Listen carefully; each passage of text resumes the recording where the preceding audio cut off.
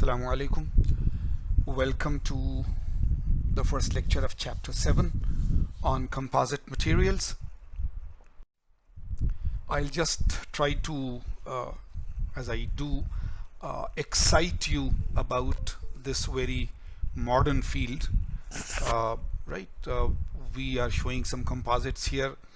Advanced composite materials are being used in an increasing number of GE products, General Electric.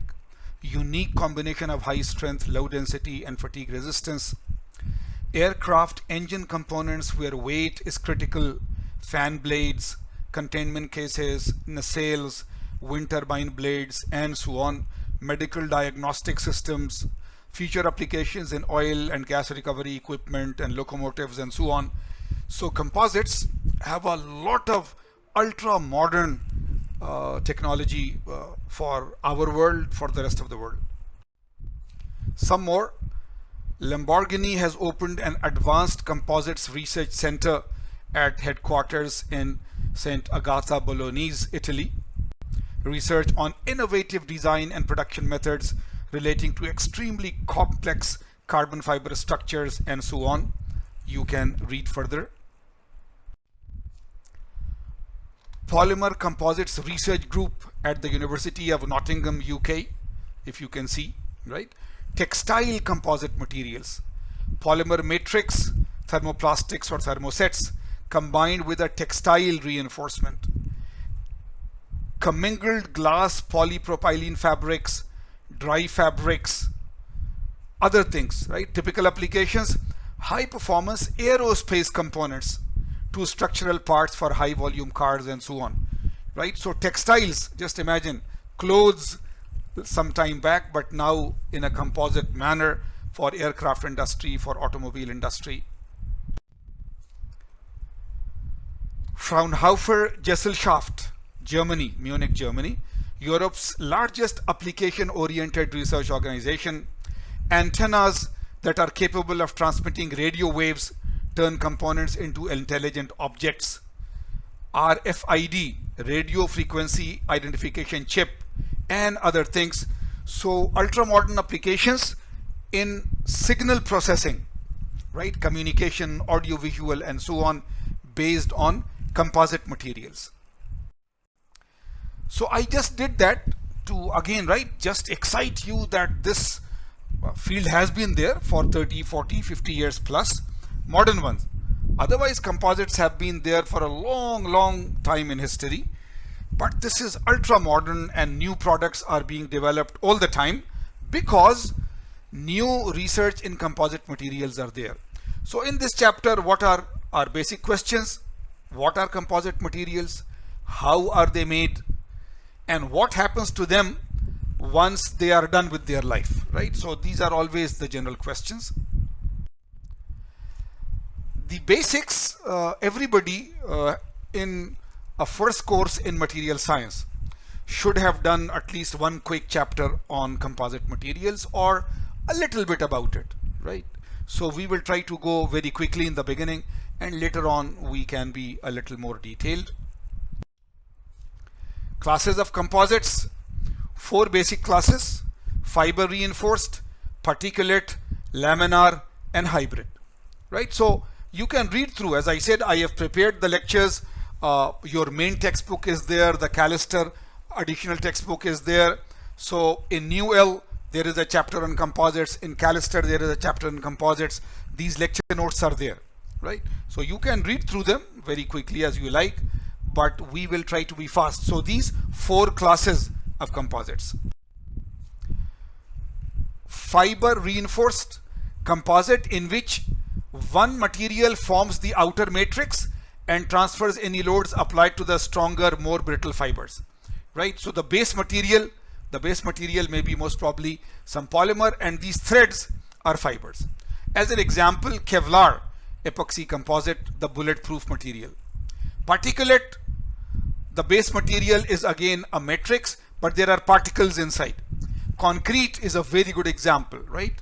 Concrete, that you have cement powder inside and sand grains as the particulate.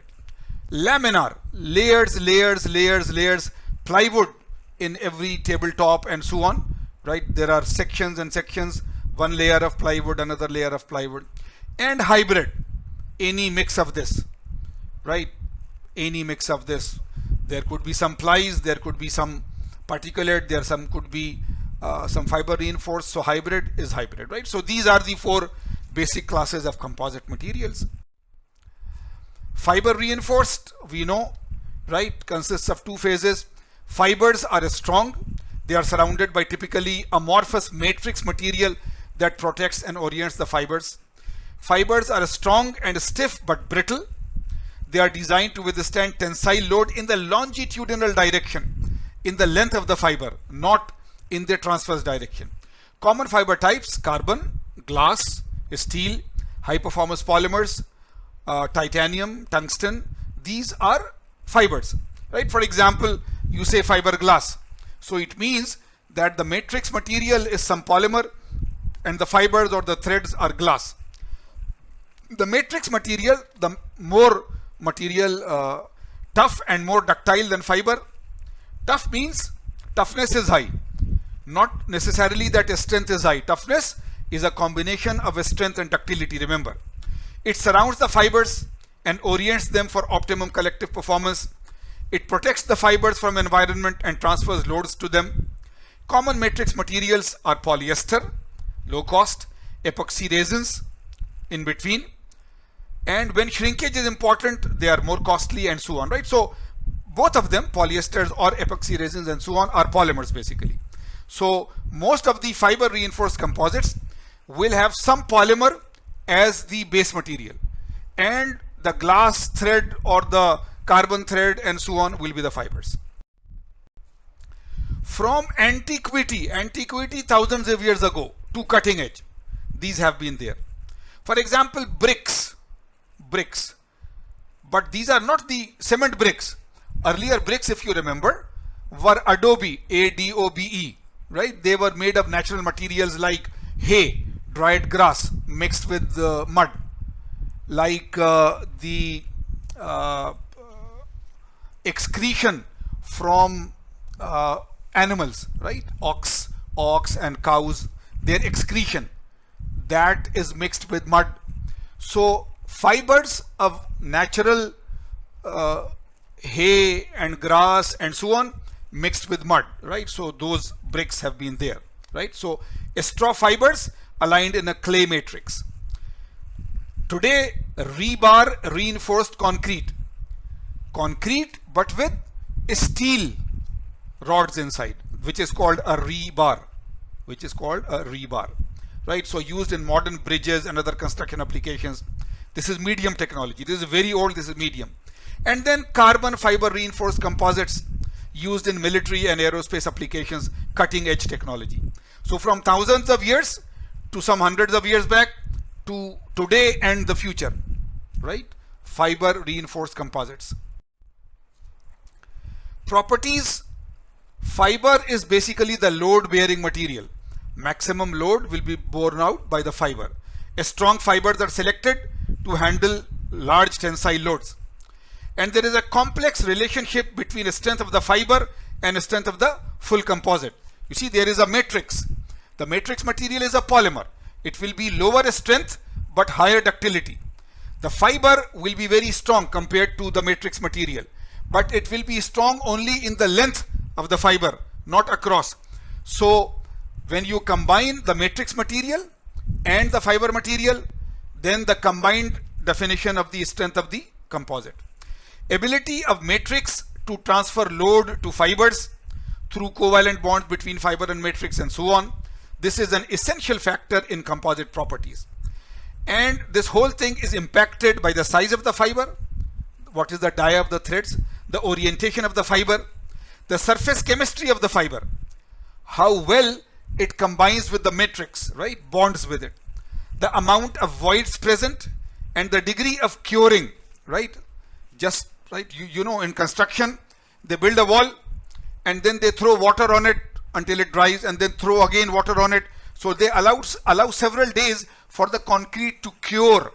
So similarly, you have pushed lots of threads or fibers inside a polymer. So what type of curing you will be doing. So all these factors together decide what will be the final strength of the complete composite. Anisotropy. Isotropy means property of being same in all directions. You remember, isotropic. A material is isotropic means in the length direction, in the dia direction, in the transverse direction, properties are the same. Anisotropy means no, properties are not the same. So of course, composite properties are highly anisotropic. They are different in the direction in which fibers are aligned, which is the longitudinal direction. And they are different in the direction perpendicular to the fibers, which is the transverse direction. So always, whenever fibers are there, fibers are long fibers, right, in this direction, so length direction. So longitudinal direction strength is different, transverse direction strength is different. All aligned fibers, fibers which are parallel to each other, contribute to handling the longitudinal load, but contribute almost nothing to handling the transverse load, right? So in the composite, if loads are in the longitudinal direction, it's very good strength. But if loads are in the transverse direction, then the fibers are very weak.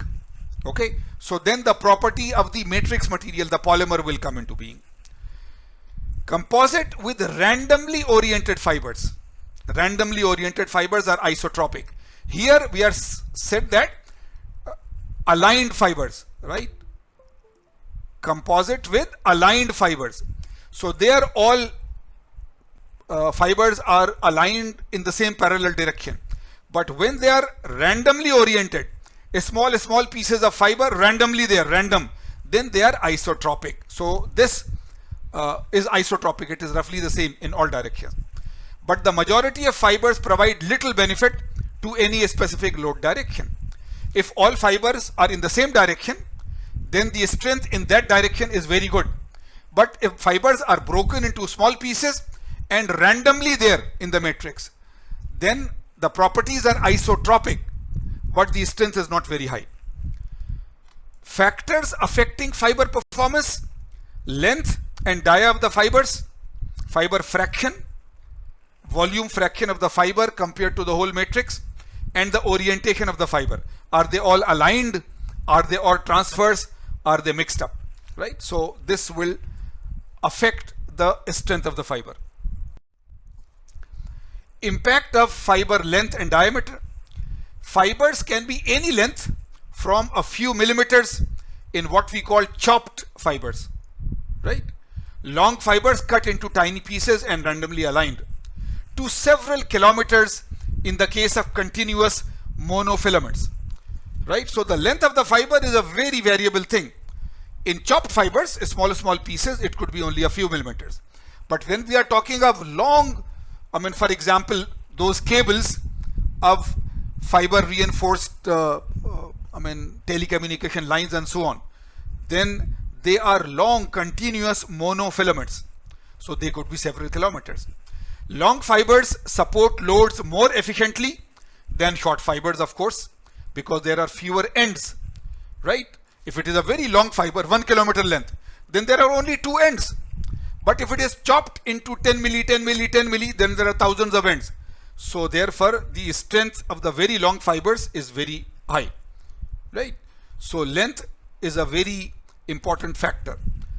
Typical diameters for reinforcing fibers: 7 microns to 150 microns, right? And just as a comparison, typical human hair is about 80 microns. So if you compare the thickness of the fiber to human hair, then you have a rough idea of what it is. Thinner fibers tend to be stronger because their reduced surface area makes them less susceptible to surface defects, right? So if the fiber has a large diameter, it's not very good. If it is very thin fiber, then it is good in terms of strength.